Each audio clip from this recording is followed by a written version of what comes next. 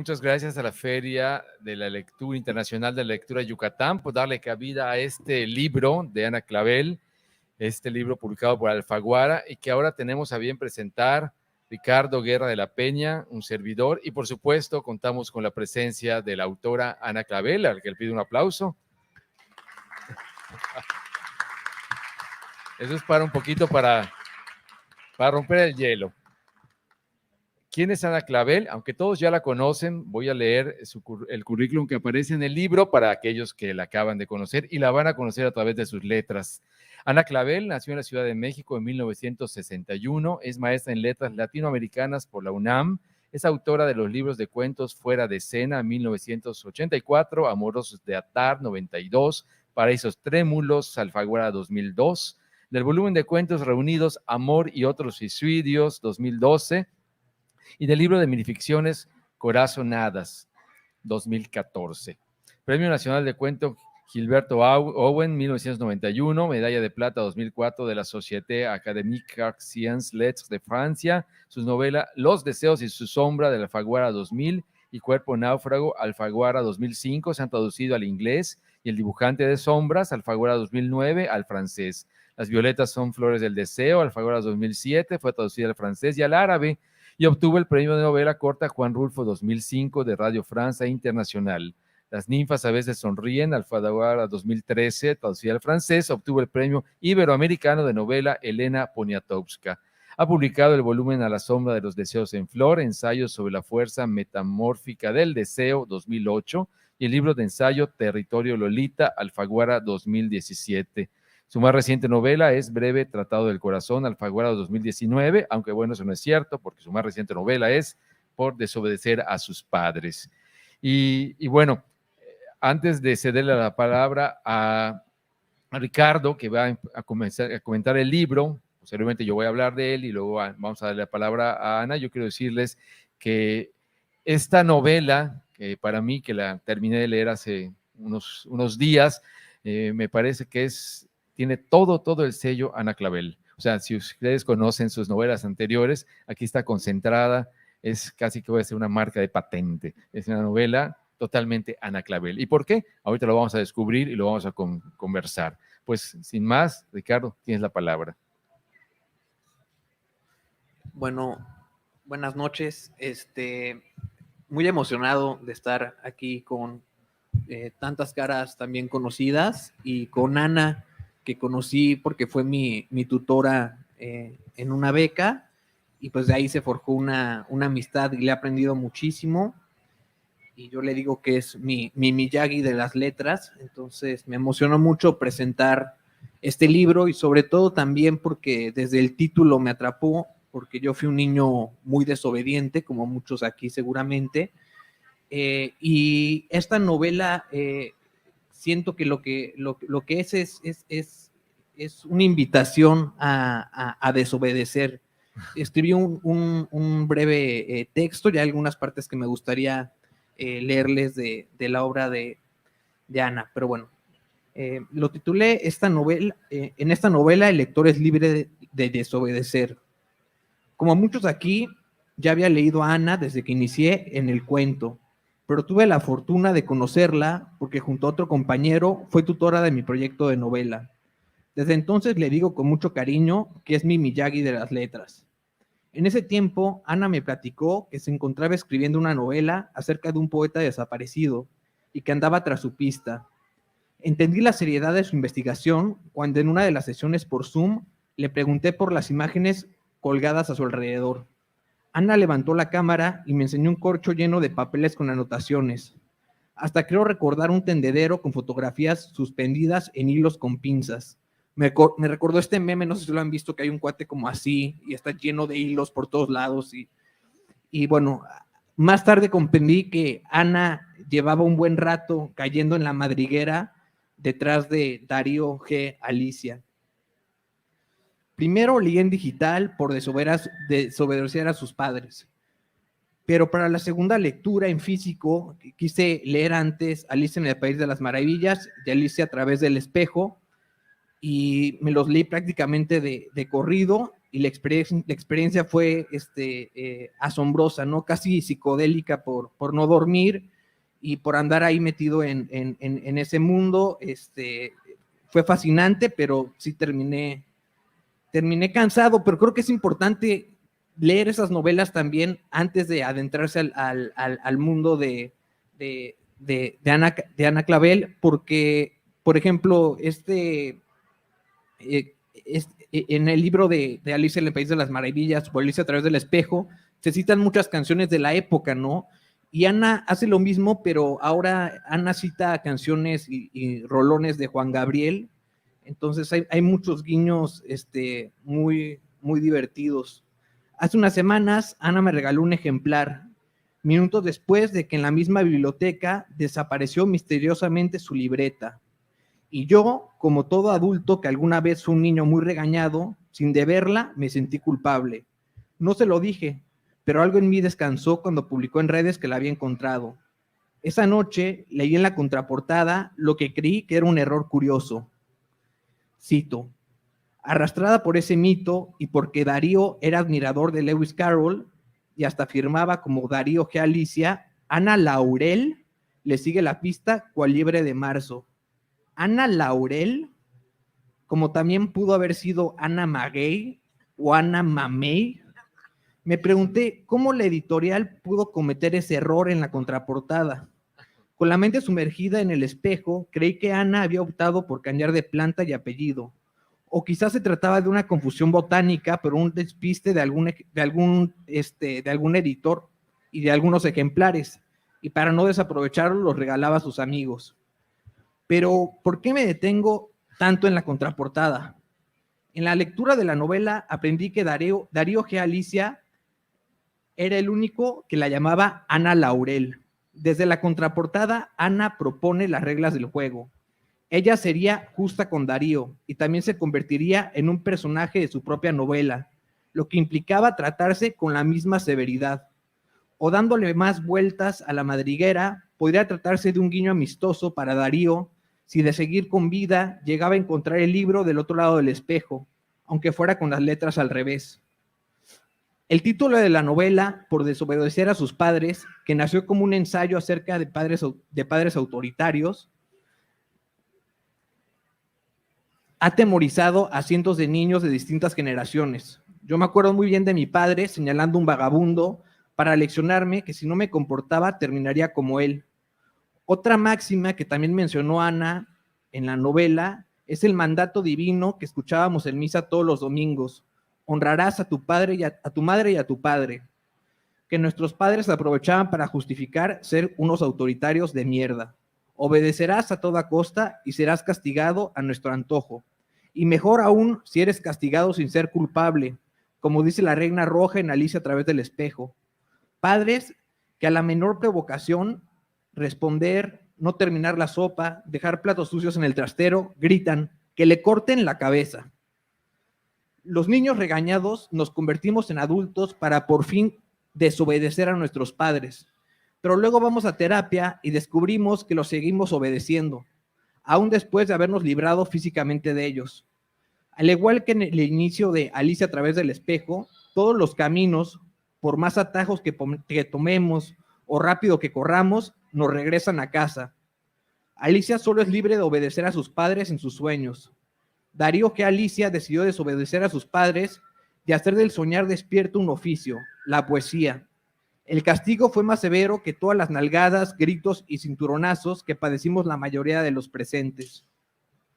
En mi blog de notas apunté, Ana tiene la misma vibra que Alicia de Carroll.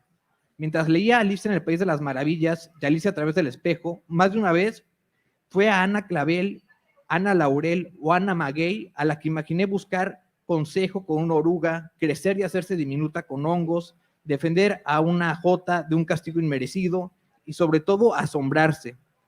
En todas las ediciones ilustradas de Alicia, Alicia tiene la misma mirada de asombro que caracteriza el semblante de Ana. Y bueno, voy a citar un fragmento.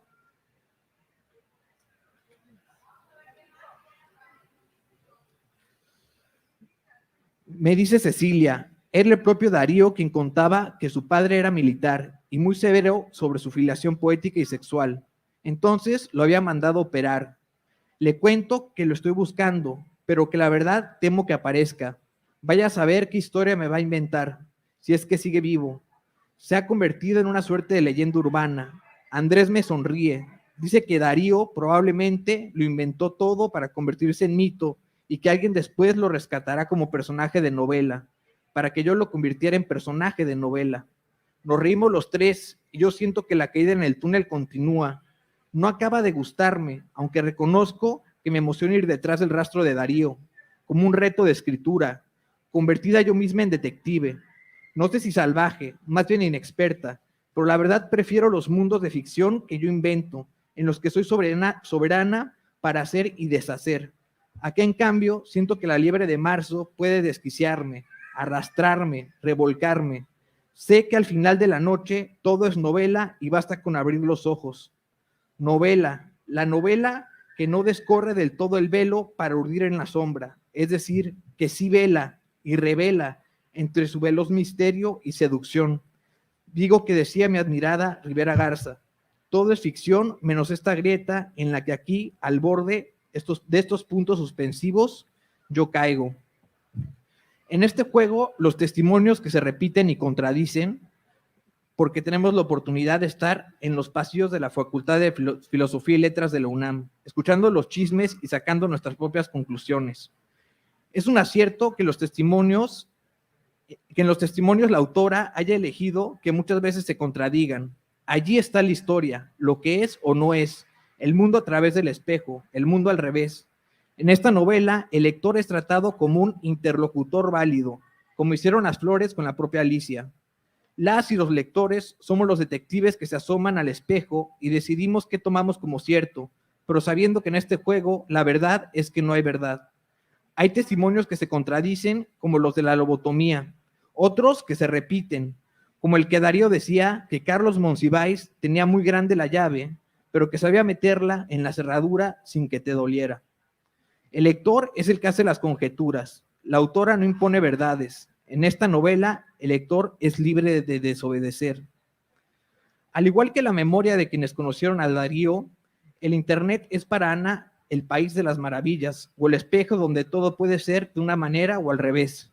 Ella escribe, curioso cómo los datos que transmiten y dan por verdad absoluta. Curioso cómo los datos se transmiten y dan por verdad absoluta. Y bueno, voy a citar otro fragmento.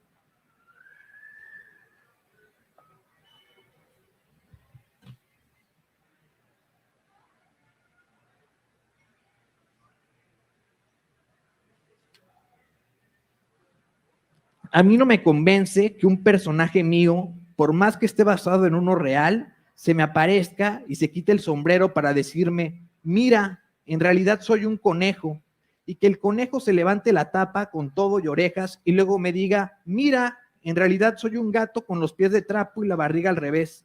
¿Quieres que te lo cuente otra vez? Y que luego me vuele la tapa de los sueños.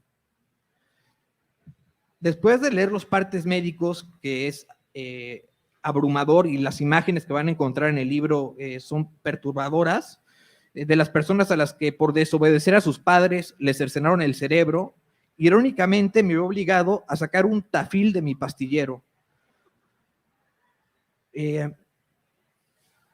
No lo guardo, lo dejo sobre el escritorio, tic-tac, me observa mientras escribo, volteo, tic-tac, desaparece en la madriguera de mi boca. En 60 minutos debo sentirme más tranquilo. Lobotomía express. Daño permanente en la memoria. Según Ana y su novela, las lobotomías redujeron significativamente con la llegada de antipsicóticos y benzodiazepinas. Lobotomías a la mano de cualquier farmacia de genéricos que puedes conseguir al ritmo en que baila un doctor Simi. Ana narra, me recetaron diazepam por unos meses y seguir con terapia. Asistí un par de veces más, pero mi madre no podía darse el lujo de pagar una sesión semanal tan cara. Ahora que lo miro con perspectiva, creo que mi rebeldía era un asunto de lo más normal. Me estresaba como puber y las marejadas de hormonas hacían lo suyo. Fue una suerte que mi mamá no pudiera seguirle pagando al psiquiatra. No volví a tomar ansiolíticos. Al poco tiempo se me reveló la escritura con el llamado de las sombras. Pensarán que es broma, pero yo sí lo creo, de la que me salvé. Conozco gente que vive empastillada por problemas de ansiedad y depresión desde la niñez. Sí, me sentí aludido. Desde los 8 años me recetaron ansiolíticos. Incluso un neurólogo llegó a recomendarme como última instancia operar mi cerebro por una epilepsia inexistente. Y mientras transcribí el fragmento de Ana con el diazepam, como quien al ver una película y un personaje fumando se le antoja un cigarro, saqué otro tafil. Pero prefiero continuar leyendo, armarme de valor y desobedecer a mis padres. La mayor prueba de desobediencia en el mundo es el juego. Ana es terriblemente desobediente en esta novela y lo que más me emociona es que nos incita a hacerlo. Y bueno, esta es mi participación. Se la recomiendo muchísimo. Acá hay unos lugares adelante, quedan 2. Si alguien quiere pasar, muchas gracias, Ricardo, por este texto que nos recuerda también que la desobediencia forma parte también de la literatura, ¿no? Yo creo que tú ahora también, en vez de tafiles, haces literatura, ¿no? Las dos. Bueno, ya ves que Ana no. Bueno, no lo sé.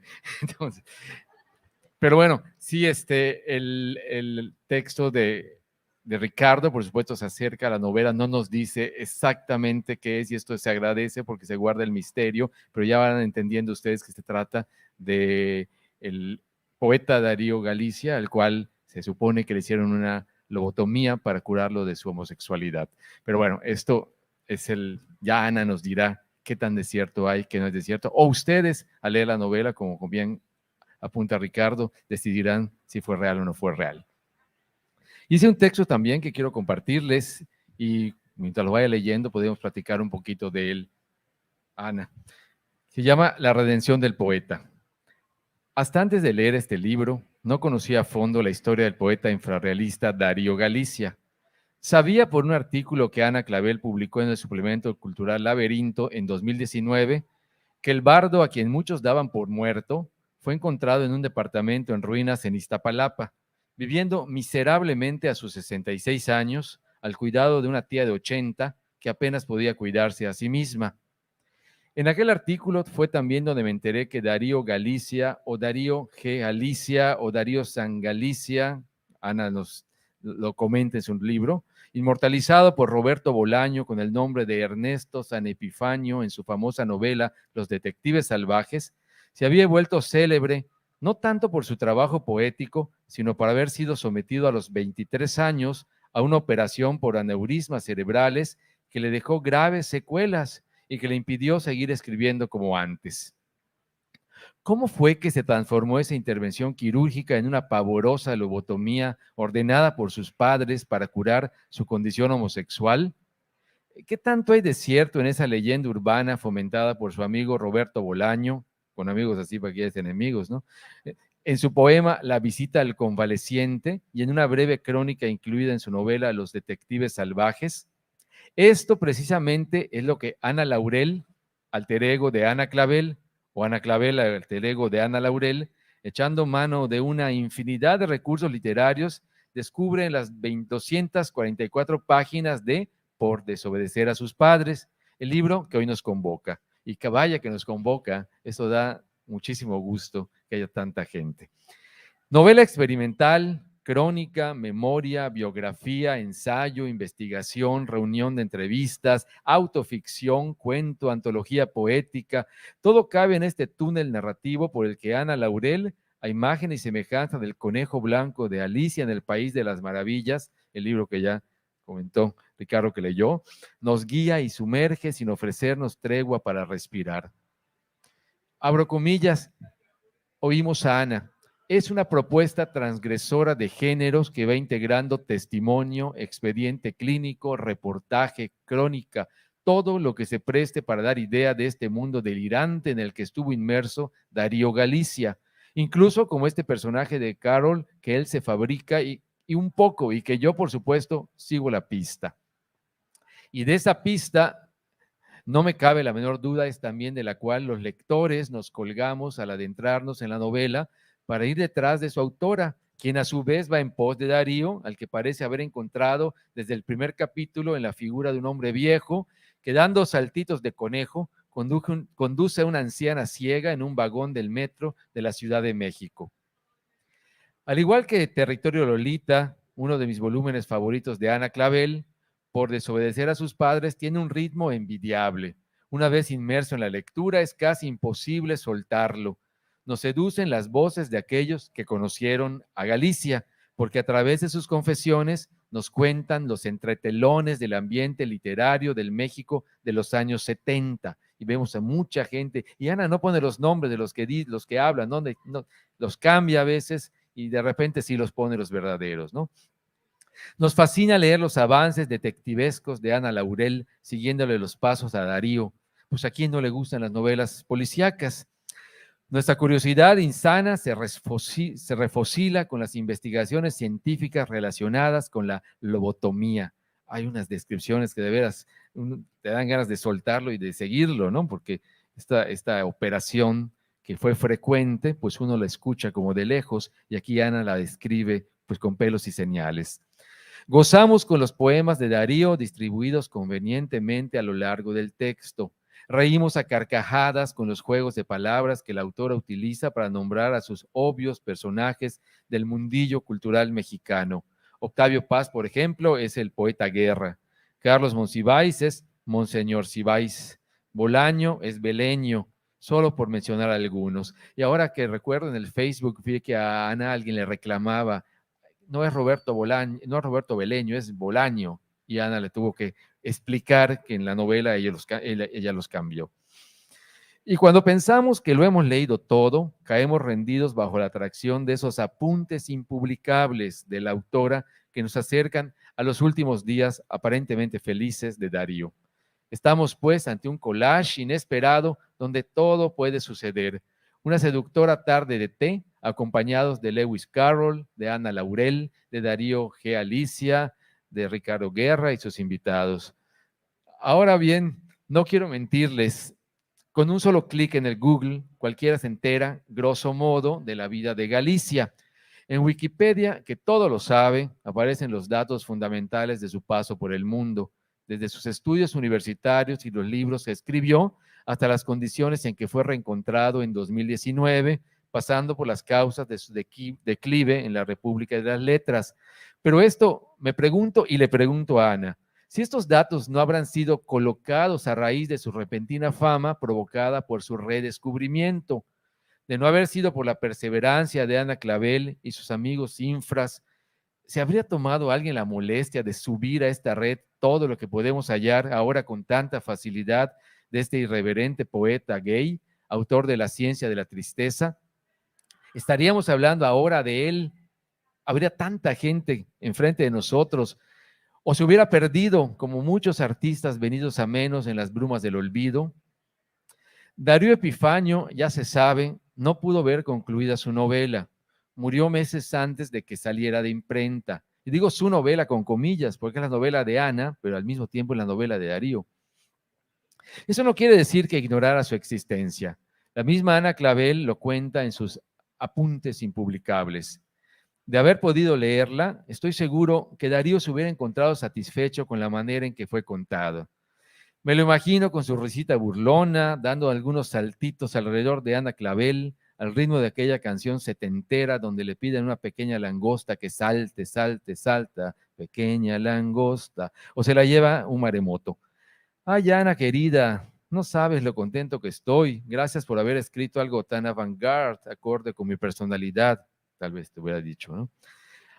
Hay una frase de Michel Montaigne que recordé cuando terminé de leer Por desobedecer a sus padres y que en alguna ocasión Enrique Vila Matas utilizó durante una conferencia que dictó para referirse a la intertextualidad y a la metaliteratura en la novela.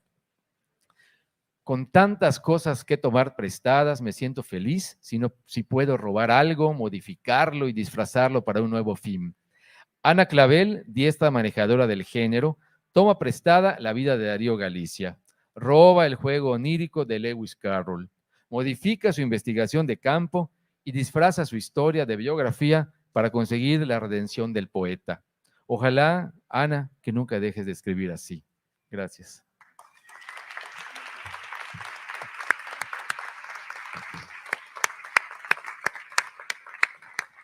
Bueno, pues ahora la voz la tiene la autora. Adelante, Ana. En mi papel de Ana Laurel.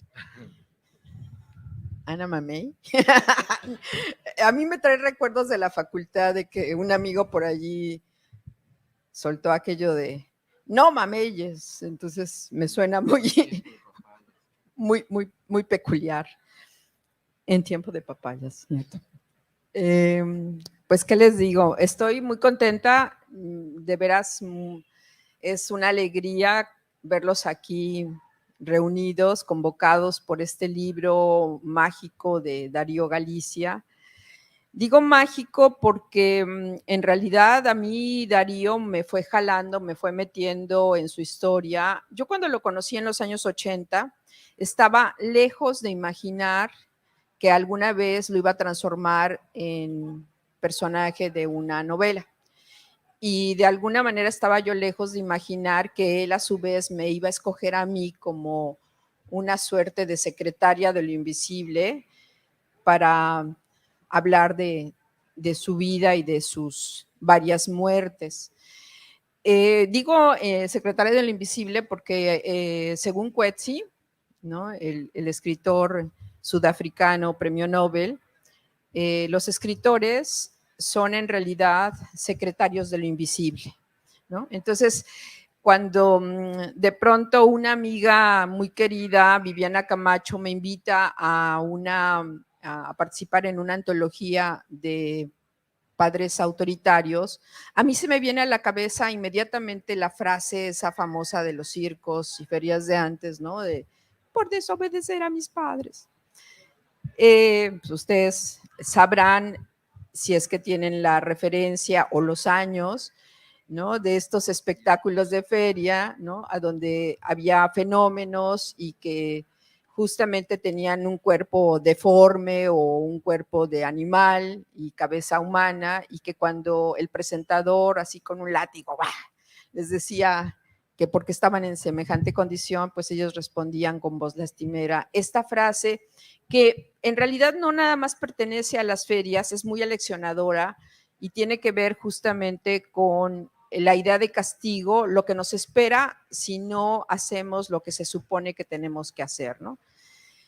Y pues esta parte de la sociología del castigo, que ya sabemos que han trabajado autores muy emblemáticos, ¿no? Tiene que ver justamente con este caso de este poeta que cuando a mí me lo presentan en los años 80, cuando yo estaba lejos de imaginar que lo iba a seguir la pista por la madriguera del conejo y convertirlo en personaje, lo que sí me pesó muchísimo fue la historia que me contaron de la leyenda negra que cargaba de una lobotomía a la que supuestamente lo habían sometido sus padres para curarlo, entre comillas, de la homosexualidad. Entonces, yo escucho eso y me parece una historia terrorífica que en los años 80 de pleno siglo XX, ¿no? se practiquen todavía semejantes barbaridades. Pero lo cierto es que aún ahora que somos más poliamorosos y más abiertos, aún ahora se siguen haciendo incluso, por ejemplo, las terapias de reconversión, por decir un caso, ¿no? Y en general, esa apertura es una apertura siempre con limitaciones. El caso es que a mí el tema de la lobotomía en particular me parece un tema muy interesante porque siempre me ha sucedido que pensar en algo que atente contra la facultad de una persona, contra su autonomía como justamente como persona, me parece el crimen más terrible que podemos perpetrarle a alguien. Y entonces el tema en sí siempre me resultó como muy interesante. Sabía de casos de gente que había sido lobotomizada en el siglo XX. Por allí hay algunas películas que dan cuenta, ¿no? Entonces, en sí el tema me causaba fruición y recordar a Darío en esa circunstancia, pues bueno, fue así como pensar en que valía la pena trabajar, ¿no? Esa historia. Pero lo increíble de atender a ese llamado de Darío fue que al poco tiempo Darío dio señales de no portarse bien nuevamente, de quererse meter de nuevo en la madriguera, de pronto de saltar en la chistera de un mago, de pronto me vino la versión de que a lo mejor no habían sido una lobotomía, sino que había sido una operación por aneurismas, que es una condición completamente diferente. Y situaciones como que, por ejemplo, personajes a los que entrevistaba que habían conocido a Darío me decían, bueno, ¿por qué no lo buscas para encontrarlo? Porque además de todo, pues Darío había desaparecido, de pronto se tenía noticias de que nuevamente estaba por allí. Entonces, el personaje en sí me causaba como mucha emoción, mucha maravilla, saber que lo estaba siguiendo. Yo nunca había trabajado una historia como esta. Ustedes, los que me hayan leído, saben que tengo que ver más con una historia de deseos y de historias que yo invento, ¿no? Que yo ficcionalizo, a veces incluso retomando, pues por supuesto, material propio y ajeno, pero mucho metiéndole mano, tijera, confección, ¿no? Y finalmente lo buscaste, como decimos en Yucatán. Lo buscaste. Lo busqué. Lo Y en buscaste. ese sentido, sí. ¿Cómo dices? ¿Cómo dices? Lo busco y no lo No lo busco. encuentro, y no lo encuentro. Es que buscar y encontrar aquí es lo mismo. Mira nada más. Así me tenía yo que haber venido para acá a hacer la investigación de Darío Galicia. Y pues en ese sentido, el personaje fue creciendo, se fue haciendo como más atractivo, me hacía como guiños y de pronto otro dato que me maravilló, que así como se presentaba a sí mismo como Darío Galicia, viuda de Novo, porque acuérdense que él estaba, por lo que han escuchado, orgulloso de su homosexualidad en plenos años 70, haciendo ahí unas apariciones espectaculares con ropa muy de divo, ¿no? Muy un personajazo rebelde, irreverente, que Roberto Bolaño y Mario Santiago Papasquiaro siempre admiraron y quisieron mucho, y de hecho lo querían jalar para el movimiento de los infrarrealistas, solo que Darío pues, se burlaba mucho de ellos y los consideraba, como también Carlos Monsiváis les dijo, inframentales, ¿no? No eran infrarrealistas, sino inframentales. Y ese Darío burlón era el que pues, codiciaban estos otros poetas, ¿no? Convertirlo a su movimiento, pero Darío siempre fue muy desobediente, muy rebelde y no se quiso quedar con ellos tampoco. Entonces, así como se presentaba como Darío Galicia, viuda de Novo, también se presentaba y firmaba como Darío G. Alicia, haciendo referencia al personaje de Lewis Carroll, al que admiraba mucho por El País de las Maravillas, pero mucho más por A través del espejo. Yo les confieso que yo, cuando estaba trabajando la novela, había leído muy bien Alicia en El País de las Maravillas, porque de hecho yo le dedico un capítulo a Alicia, a la Alicia original, a Alice Liddell, en la que se basa Lewis Carroll para el personaje, en Territorio Lolita, porque justamente la manejo, la pienso ahí como una hermana menor de Lolita. El caso de Alicia es una hermana menor, como también lo fue Caperucita. Entonces ellas dos son como los antecedentes en la historia de la literatura de Lolita. Y me había yo metido pues a estudiar muchísimo a Alicia en el País de las Maravillas, pero les confieso que Alicia a través del espejo no me había parecido tan fascinante, porque más bien me pareció una historia muy delirante, muy loca, ¿no? Solo que, bueno, en esta búsqueda de Darío, que de pronto parecía, que de pronto se daba una versión, de pronto otra, se me cruza la pandemia y yo para ese momento tengo una cantidad de testimonios de 60 personas a las que he entrevistado, algunas personalmente, algunas por teléfono, algunas otras por correo electrónico. No sé, por ejemplo, Javier Sicilia me manda sus experiencias de que si Darío Galicia le decía Sisi, ¿no? Para burlarse de él, Sisi como la emperatriz austriaca, ¿no? Darío jugaba mucho con el lenguaje y eso me hizo también que yo me fuera contaminando de ese espíritu lúdico y empezara yo también a jugar con los nombres. Entonces yo me sentía, pero así que patinaba en la ficción, oye, Ana, en la locura. Pero hablando de esto, yo tengo una duda. La editorial te pidió, que no lo digan los de la editorial, que cambie los nombres, porque me pareció que comentabas algo de eso, ¿no? No de los nombres realmente, sino había momentos en que retomaba fragmentos de Los Detectives Salvajes, porque Darío, como aparece en la novela con el nombre de Ernesto San Epifanio, en la novela de Bolaño, y como en esa novela justamente Ernesto San Epifanio expone su teoría sobre la literatura mariquita y homosexual, entonces yo retomaba eso pues para hacerlo como más evidente, ¿no? Que además me lo habían comentado. Que todos son gays, ¿no? Todos son, no gays, puts, era la palabra que usaba. Esa palabra usa. Entonces, todo hubo un momento en que sí me dijeron, híjole, a lo mejor vamos a tener problemas con los herederos de Bolaño, mejor evita, o sea, haz referencia, pero no lo cites textualmente, ¿no? Entonces fue maravilloso porque entonces lo que hice fue recrear completamente las escenas y, por ejemplo, ahí en ese momento se habla de la joteoría, ¿no? Entonces ya quedó todavía mejor, ¿no? Les decía de todo este juego y yo me contaminaba pues felizmente, ¿no? Me sentía de veras como Alicia detrás del conejo, delirando. Se me cruza la pandemia y entonces más todavía el delirio, porque de pronto empiezo a leer Alicia en el País de las Maravillas y también A través del espejo, con una mirada más desquiciada por toda esta creatividad bullente.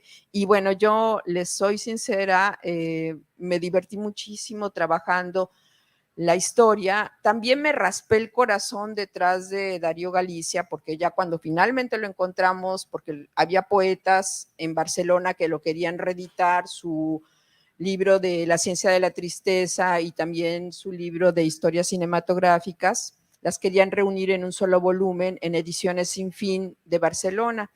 Y eso hizo que lo buscáramos y coincidiéramos y finalmente diera yo con él, a pesar de que lo buscaba y lo buscaba. Y lo buscaste finalmente, claro. Busqué. Sí, lo buscaste porque lo cuentas en la novela. Exacto. Entonces, todo esto, encontrarlo en esas condiciones tan lamentables fue pues desastroso. Alguien me decía, ¿qué hiciste cuando lo viste? ¿No lo abrazaste? Y yo no lo podía abrazar, o sea, aparte del shock de encontrarlo, estábamos en un lugar inmundo y él se veía con la ropa muy deteriorada, muy sucia, él mismo tenía un aspecto muy desaliñado, muy miserable, muy sucio. El que sí lo abrazó fue un poeta que lo conoció de muy joven, que también iba con el grupo que lo buscábamos, ahí sí que como detectives salvajes, Luis Antonio Gómez, que había sido amigo de Darío, como también Roberto Bolaño y Mario Santiago Pupasquiaro, y se abrazaron, y yo me quedé conmovida, no solamente del momento, sino de veras la generosidad de Luis Antonio, de a pesar de esa circunstancia que les Sí, digo. esto ella lo narra en la novela y es un pasaje realmente que uno se conmueve porque estás viendo toda la escena como si estuvieras viendo la película, el final, ¿no? No, ya encontraron al Pero poeta, ahí no era el pero final no es, todavía, ¿no? claro que no.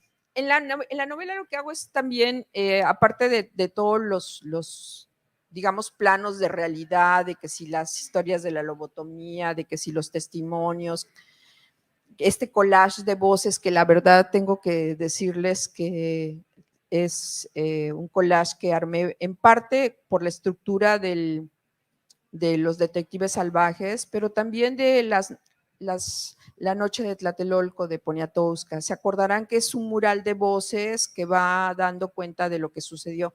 Pues entonces con todos esos testimonios armé un mural de voces, no les puse nombre para que ninguno se sintiera ahora sí que comprometido, porque había algunos testimonios complicados, delicados diría yo, como por ejemplo del de un neuropsiquiatra que habla de quién pudo haberle hecho la lobotomía a Darío, un personaje muy afamado de la historia de la neurología, por el cual el Instituto de Neurología lleva nombre, pero que hacía lobotomías ahora sí que como si fueran pan caliente, Ana, ¿no? una pregunta, y sobre todo con lo de los testimonios, lo que me llamó mucho la atención y quería preguntarte era, si bien todos son distintos, sí siento que están de alguna manera como en un mismo registro, ¿no? O sea, no parecen para nada las transcripciones de lo que, o al menos yo no me dio esa impresión, ¿no? Siento que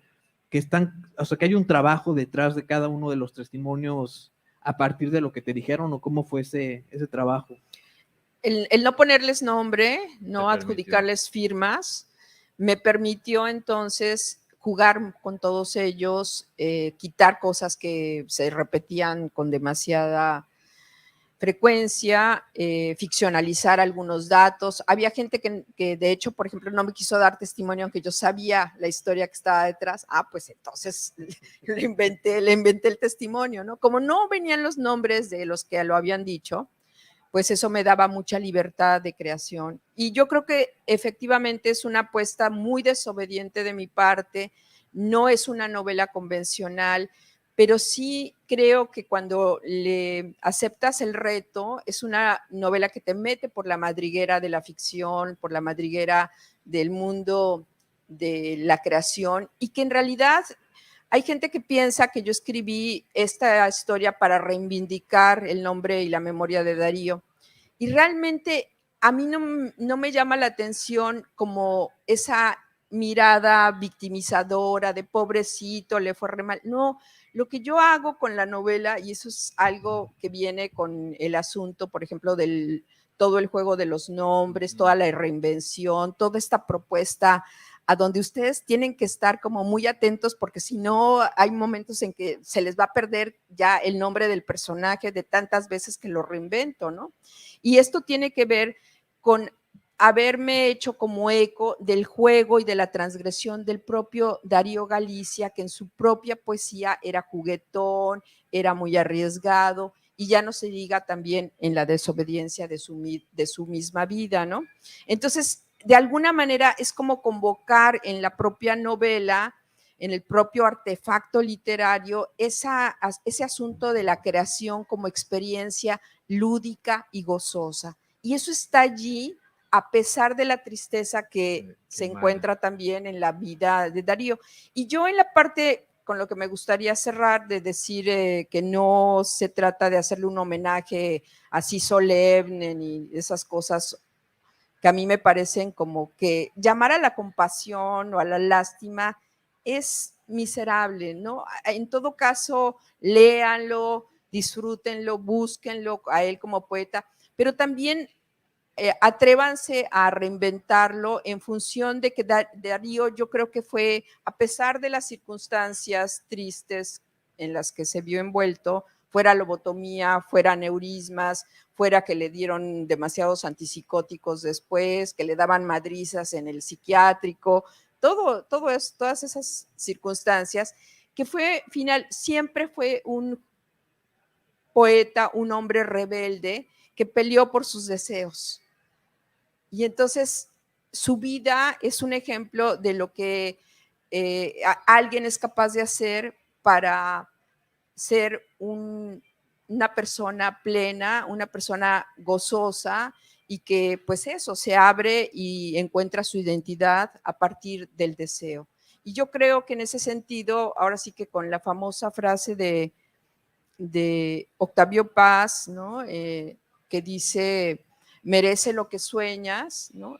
Siempre la poesía de Darío, la vida misma de Darío, independientemente de las circunstancias en que hubiera terminado, es un buscar merecer los sueños que lo hacen a uno una mejor persona. Gracias.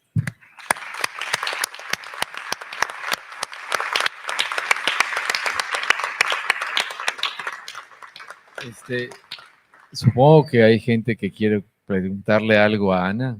Abrimos los micrófonos para que alguien tenga el deseo de preguntarle algo. Y si no, aquí, entre Ricardo y yo le preguntamos cosas. Sí. Sí.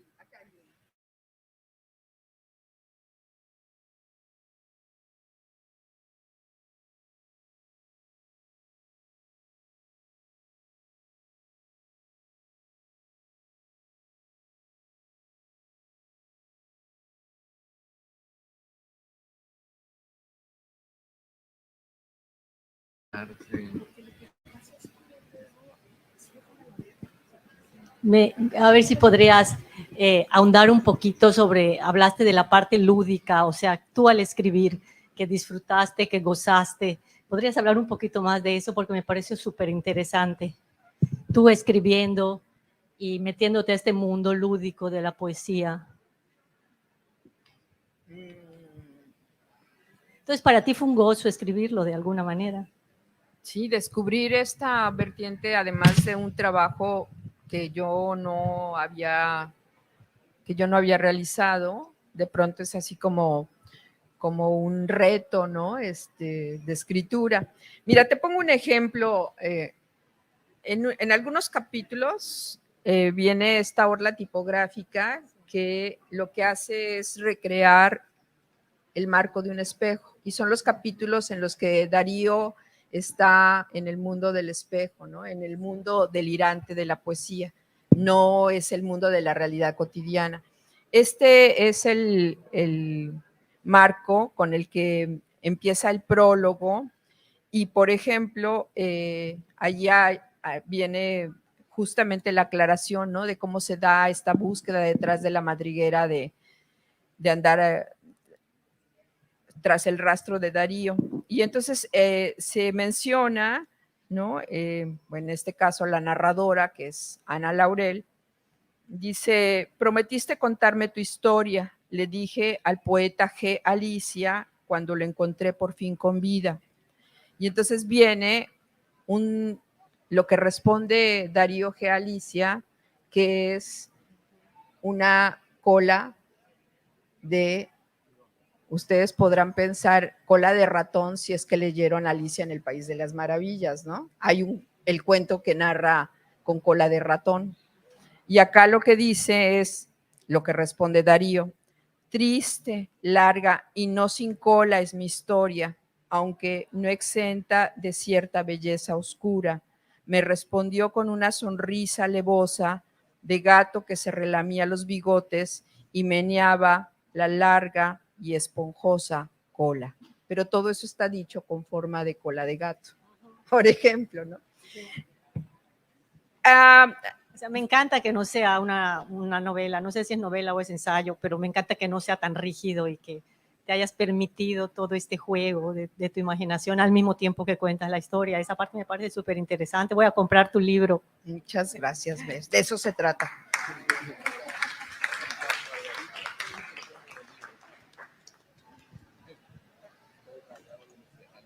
¿Ese es el tuyo? Sí. ¿Alguien más? Si no, no sé. ¿Alguien más? Ah, sí, hay una pregunta allá al fondo. Muchas gracias. Buenas noches. Bueno, en el libro, como ya bien has mencionado, Ana, y también nuestros compañeros, trata de desobediencia, ¿no? Darío fue desobediente, pero no solo con sus padres, sino con todo un sistema, con todo una literatura que se producía en su momento. Y creo que también Ana Clavel y Ana Laurel ha sido desobediente con la misma historia de la literatura, no solo con este libro, sino con varios que tienes, como bien mencionaron por acá. No es imposible encasillarlo en un género, porque creo que se pierde mucha de la riqueza.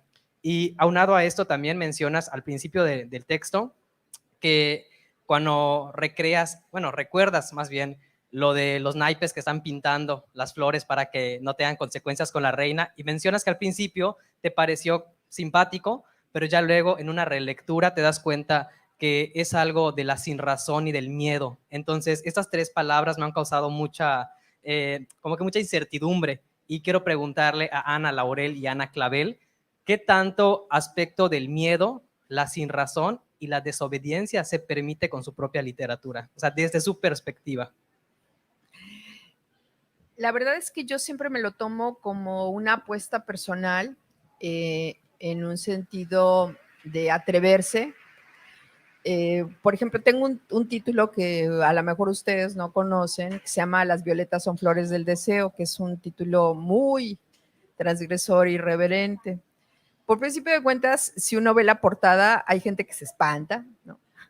En estos días de reivindicación de los derechos de las mujeres, pensar en un cuerpo que simula ser infantil o juvenil, ¿no? Abierto de piernas, y con una frase con la que empieza esa novela, que es: la violación comienza con la mirada.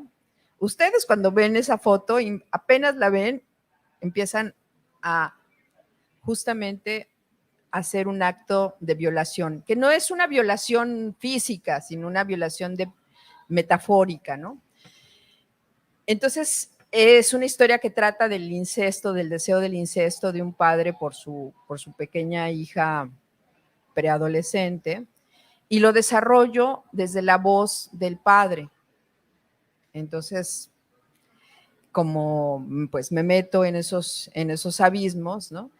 Entonces, a lo que voy es que cuando estaba armando la historia, en realidad yo venía de haber planteado en una novela anterior, que se llama Cuerpo Náufrago, la cuestión de suponer que una mujer se despierta en el cuerpo de un hombre porque quiere, ahora sí que como un acto de misterio, conocer